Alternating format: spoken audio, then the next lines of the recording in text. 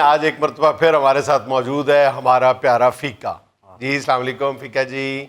فیکا G the great. کیسے ہیں؟ ٹھیک ہوں. بجھے نظر آ رہے ہو. زیادہ موڈ خراب ہے. پچھلے 3-4 سال سے ابا کہہ رہا کہ اگلے سال جانور لے آویں گے, اگلے سال قربانی کریں گے, اگلے سال بکڑا لے آ کے دیاں گا میں اپنے فیکے نوں. تو پھر کوئی نہ کوئی بہانا لگا دیندے نے. اب اس دفعہ اتنی اوور ٹائم بھی لگایا ہے میں نے بھی اور ابے نے بھی. تو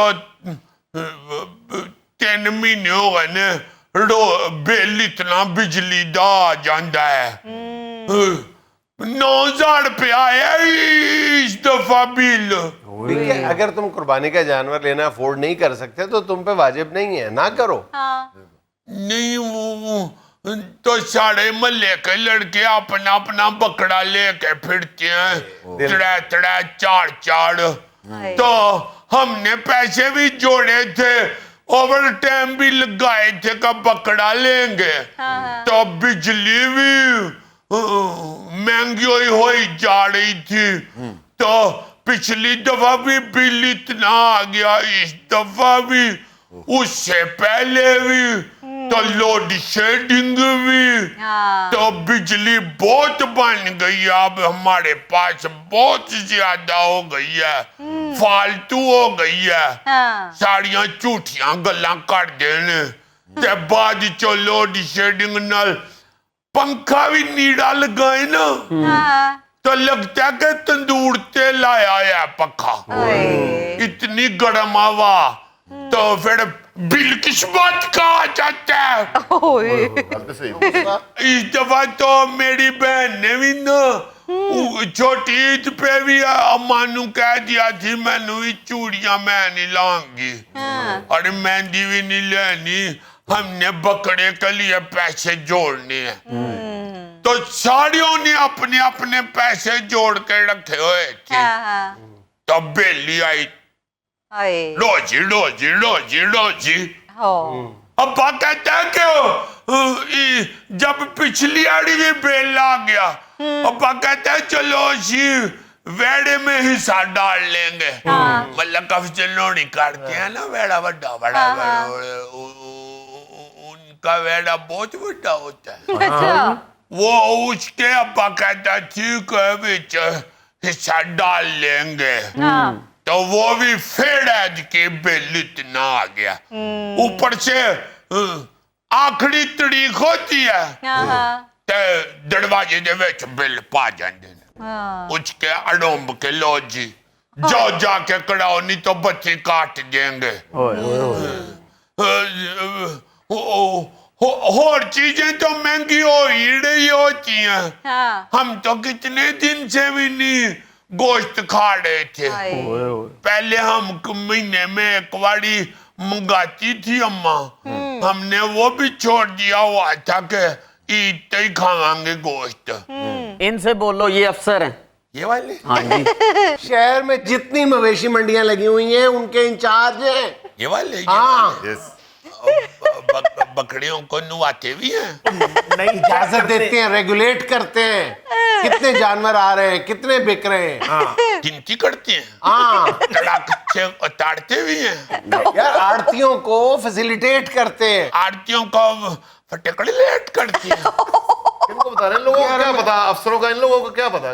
مجھے پتا ہے ساڑا آرتی آتے ہیں نا تھکے ہوئے بکڑے لے کے, ادھر پھر لوگ ہوتے ہیں جو تیل کی چیچیاں لے کے پھر رہے ہوتے ہیں. خدا کا خوف کرو, اور پھر ان کی ٹانگوں کو فٹیلیٹ کرتی ہیں. یار آفیسر ہے, خدا کا نام لو, کارپوریشن کے انتہائی سینئر افسر ہیں. صرف 1 ہفتہ ہوا منڈی لگے ہوئے, دن رات وہاں پہ کام کر رہے ہیں. 2 دفعہ خود بیچارے بکرا چوری کے الزام میں پکڑے گئے. شبے میں جب ان کو پتا چلا نا کہ یہ لائیو سٹاک آفیسر ہے, جان نکل گئی تھی ان کی. تھانے دار نے فوراً سپاہی کو بلایا اور انہوں نے کہا کہ اس کو سائیکل پہ چھوڑ کے آؤ. پیڈل نہیں آئے تھے. और ये भी थानेदार ने कहा था कि रास्ते में से वंडा और शिटाला भी खिलाना है, खाली पेट नहीं छोड़ के आना। नहीं, वैसे उसने कहा था आगे बैठो, मैं पीछे कंफर्टेबल रहता हूँ। मुझे ये हैरत हो रही है आप पे कि आप किसको बता रहे हैं कि ऑफिसर की पावर क्या होती है। पावर स्टेशन पे भी काम करते हैं। यार ऑफिसर है भाई, ऊंट दे उत्ते एडे सोहने फुੱਲ बूटे बनांदा कि तेनू मैं की दसां। ये वाले खुद ही खुद ही मशीन अपनी है आपकी। बकवास कर रहे हैं क्या, तरह छिले दे ऊँटर का मुंह है। इसका हाँ, ऑफिसर को जुगत कर रहा है। ਵੱਡਾ ਅਫਸਰ ऑफिसर भी जुगत करते हैं। हाँ जी ये सिर्फ जुगते उठाता है ये पूछता है ना जब अफीश ने ये सिर्फ जुगत उठाता है। सर आप इसको नहीं जानते, बड़ा खोचल है जी। ਇਹੋ ਜਿਹਾ ਕਰੈਕਟਰ ਤੇ ਫਿਲਮ ਦੇ ਆਖਰ ਤੇ ਕਹਿੰਦਾ आई एम सीआईडी इंस्पेक्टर। आपो पिछले 3 महीने से ये लाइव स्टॉक ऑफिसर जो साहब जो है ना तुम्हारे सामने बैठे हैं, ये लाइव स्टॉक के बादशाह बने हुए हैं जी। ये जानवरों के नाखून, खुरियां, सींग बनाते रहे खुद अपने हाथों से। तो फिर इन्होंने ही महंगा किया हुआ है नाखून बना के उनके। जानवर को जब महंगा बेचते हैं तो उस वक्त तो तुम अफसर किधर होते हो? ਉਹ ਬੱਕਰਾ ਤੋਂ ਇੱਕ ਲੈਣਾ, ਝੁੱਗੇ ਚੋਂ ਤੇ ਸਾਰੇ ਮਹਿਕਮੇ ਨੂੰ ਬਦਨਾਮ ਕਰਨੇ ਆ ਤੂੰ ਹੈ। तो एक एक ही साड़ियों ने लेना होता है, कट्ठे किन्ने बड़े लेके बेचने हैं मैंने। अफीसर बनते हो। ਅਫੀਸਰ ये वाला आपके दफ्तर में आग वाला चूड़न मिलता है ਕਿ तुम लड़ाई कराओगे। इसके साथ। बगैर माचिस के ये सिर्फ हाथ लगा के चूरन को आग लगा लेते हैं। ये वाला हाँ ये वाला और कौन सा? तो फिर बकरे महंगे जब होते हैं तो उस वक्त इसका हाथ क्यों नहीं लगता उनको? अकल करो, वाकई सीरियसली बहुत सीनियर ऑफिसर है। आई एम सडर्डी। पहले तुम लोगों को पता नहीं चलता, फिर बाद में आके अफसरों के पांव पड़ते हो, हाथ जोड़ते हो, मिन्नतें करते हो कि पहले साड़ा लेला नवा दे।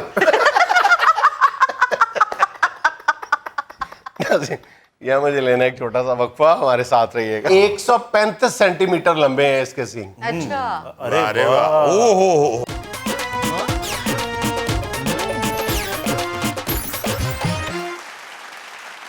भाईजान तस्वीरों और वीडियोस के सेगमेंट पे आज सबसे पहले आपको एक मैं घर दिखाता हूँ जो गालिबन बदकिस्मती के हवाले से दुनिया में नंबर 1 है। क्यों जी?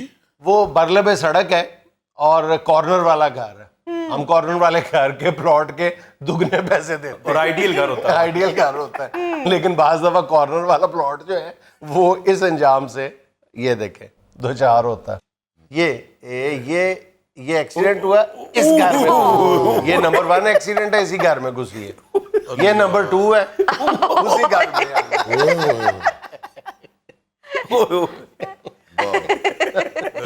ये प्लाट लेके किसी आपा बाप है। ये तीसरा है। अच्छा इसका बड़ा आसान हल है। वो क्या सर? ये गेट खुला रखा करे।